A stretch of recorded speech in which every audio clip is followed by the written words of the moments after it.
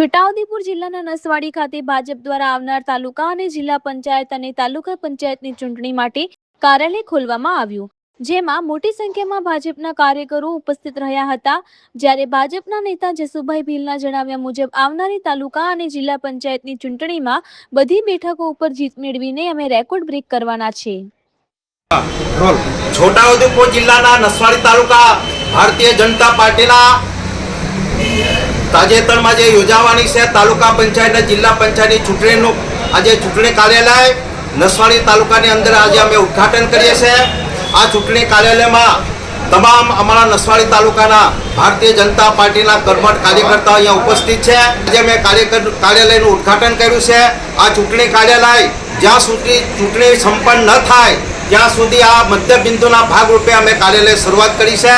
તમામ કાર્યકર્તાઓ આ કાર્યાલયમાંથી એમને જે સૂચના મળશે, જે કામગીરી મળશે અને ચૂંટણી પ્રક્રિયાની જે કામગીરી મળશે એ પ્રમાણે આ કાર્યાલયમાંથી જશે।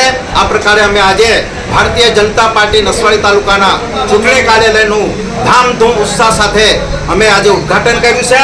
અમે નસવાડી તાલુકાના 22 તાલુકા પંચાયત અને 5 જિલ્લા પંચાયત જીતીને અમે રેકોર્ડ બ્રેક કરવાના છે એ અભિગમ સાથે અમે કાર્યાલયનું ઉદ્ઘાટન